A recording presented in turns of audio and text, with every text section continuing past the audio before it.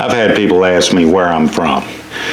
With a deep southern accent, they know it's not from anywhere up in the northern states. I generally answer them with Atlanta or Savannah, and both would be correct. My family moved to the Atlanta area in 1974, and except for when I was in the military, it's where I've always lived. That is until about 10 years ago when Kelly and I moved to Savannah. But there really is more to it than that.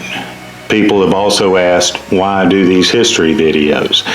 They don't really generate a huge following. Well, I generally answer that one with because the whole story isn't taught in schools anymore. And to appreciate the big story, you have to kind of know the smaller side story too. But that's not complete either. Last week I traveled to Montgomery, Alabama to meet my brother and sister there to move my mom into an assisted/independent living facility. Whenever I go to Montgomery, I have to drive through a little town called Fort Valley. Fort Valley is known for two things: Fort Valley State College and peach farms. As a matter of fact, the largest peach farm in the state of Georgia is in Fort Valley. I think the answer to where I am from and why I do these videos can all be answered at this farm. This farm used to belong to my grandparents, so today let's talk about the farm.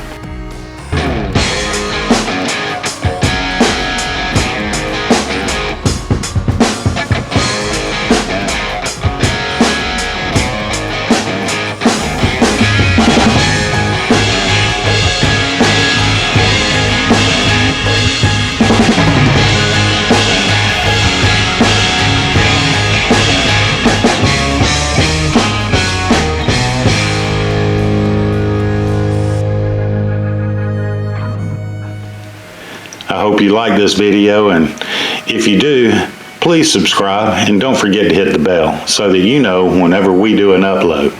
Don't forget to hit like and share.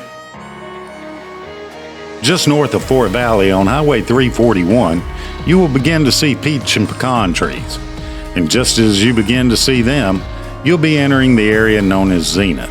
Now, Zenith is a little farm community. The houses, businesses, and all the property you can see is all tied to one farm, Pearson Farms. It wasn't always that way, though. When I was born, my grandparents had this farm. It was a huge, sprawling maze of nothing but peach trees at the time. The peach trees came all the way right up to my grandparents' home. Now, those trees are being slowly replaced with pecan trees, but the farm is still the largest peach orchard in the state of Georgia. As you approach the main area of the farm, you turn onto Zenith Circle.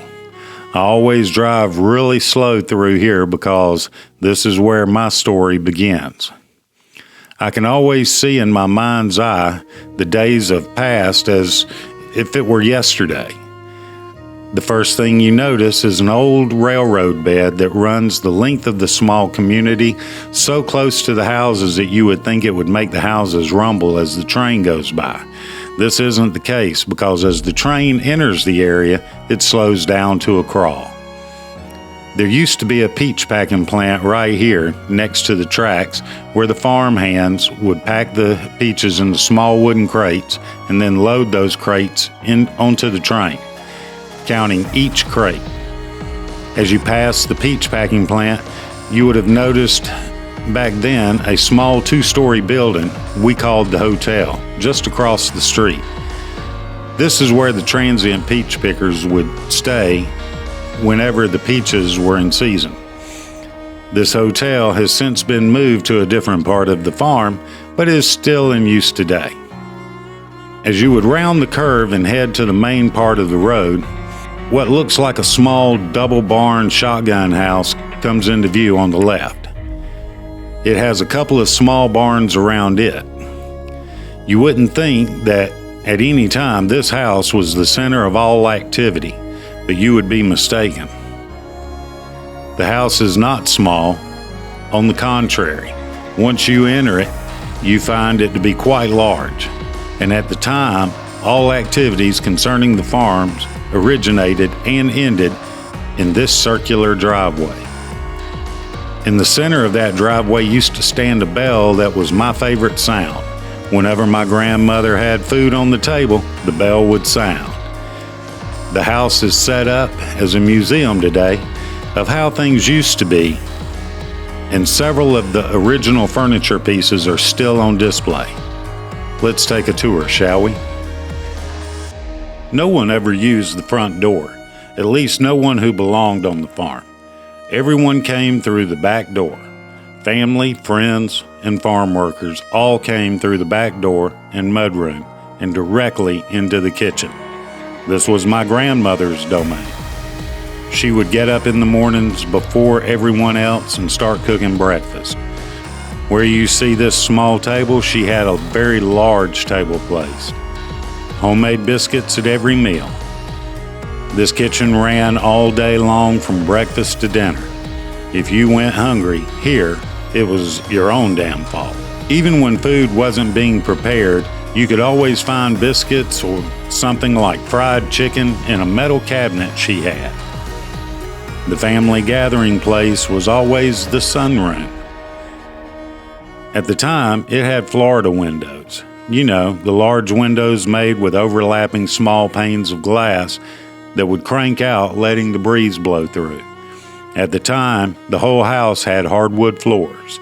This carpet was put in later when the windows were changed out. But you could look out of the windows and see nothing but rows and rows and rows of peach trees as far as your eyes could see. Whenever it was too cold to play outside or when the weather was too rainy, this hallway became my play zone. My mother always worried that I was going to tear up my grandmother's floors. But as my sister always says, our grandmother loved us so much, she would not have cared if we had destroyed the whole damn house, as long as we were loved and taken care of. The bedrooms were of average size for the day and made for great sleeping due to the metal roof of the house had on it at the time.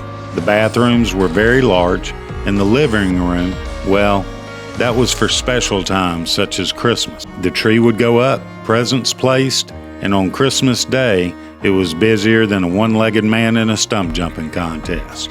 All three of my grandparents' sons and their families would congregate at the farm. Then there was the porch. My grandmother and great aunt, her sister, who lived at the house as well, would sit out on the porch and shuck peas almost every day, or at least it felt that way to me. As they would shuck peas, I would play along the porch area and swing on the vine-like limbs of the old weeping willow tree that used to stand just off the corner of the porch. And in the evenings, on occasion, my grandfather would sit and play the guitar on the old hillbilly fashion, and my grandmother even played dobro on occasion. Her slide was always a metal-handled kitchen knife held by the blade. I've never been able to emulate the way she held that and controlled it, or been able to get those same sounds that she would make with it. The rest of the farm was all Granddaddy. The barn up close to the house is where the old tractors were housed. The barn was of the old pole type with a shed built on the end. The shed was an integral part of the farm. It housed the RC Cola, a refrigerator, and the moonshine. There's a funny story best told by my mom about the day she saw my brother and my granddad head to the shed. She was concerned about what my granddaddy would be letting my brother have out at that shed. She then gave chase to them. By the time she got there, she heard my granddaddy tell my brother, "You want some of my Coca-Cola?" That's what my granddaddy called his RC Cola and moonshine mix. She busted in, having no part in allowing this to continue, only to find John Andy, that's my granddad, holding his mix and my brother holding what was left of the RC Cola bottle. This story is much better told when my mother tells. The barn and the area around it always smelled of diesel fuel and dirt. I love that smell to this date. I know the two should not mix, but the smell of it just reminds me of people working, jobs being done. It doesn't matter where I am, if I smell that smell, it always takes me back to the farm. My brother and I were always allowed to go with my granddaddy anywhere on the farm we wanted to go to, but it was only on occasion that my sister was allowed to. It was just the way they did things back in the day. So she would stay up by the house in the peach packing plant and make friends with the transient field hands' daughters and play with them. All the boys, me, my brother, and my cousins Tommy, Joe, and Johnny would roam the orchards, and I was the youngest and didn't get to participate in all the shenanigans that they would get into, but on occasion, it was Katie bar the doors. I had to stay near Granddaddy most of the time if out on the orchard, but it was from staying with him that I learned when the peaches should be picked and how to keep the tree cut back for best production, and the love of the tree that provided more than just fruit. It provided jobs for those without, and it provided food for those purchasing it in the stores. And through its sales, it provided food on the table for those working the orchard. Just down the street from the house, and the row houses where permanent farm hands lived, was a general store owned by my granddaddy's cousin. This store would allow the transient workers to buy on credit while they were there during the picking, and then he would give the bill to my granddad every Wednesday, and he would take it out of their paycheck on Friday. Quite a little racket they had, and it brings to mind the saying of, "I owe my life to the company store." The store still stands, but is boarded up. The farm and the memories I have of being on it with my brother and sister as kids, the memories of how we were the world to my grandmother and how much I learned from my grandfather without knowing it at the time, are the best memories I have of my whole life. Of course, it was an Andy Griffith time of life, and well, I go to the farm every chance I get, even though it isn't ours anymore. My brother made the statement recently that I'm going to get a restraining order from the farm for some creepy guy on a motorcycle always hanging around. And well, that's fine. I will just explain to the judge that I'm an old guy with dementia going back to my childhood. That should work. Last year, I went to Little Rock, Arkansas for 6 months, and shortly after I left, my wife posted a picture of my one lonely peach tree in the backyard, loaded with tons of peaches. And she said, "Andy Crutchfield has a lot of peaches if anybody wants any." My sister replied that, well, it's in his blood, and she couldn't be more correct. So for the question, where am I from? I'm from the farm. If you like this video, please like, share, and subscribe.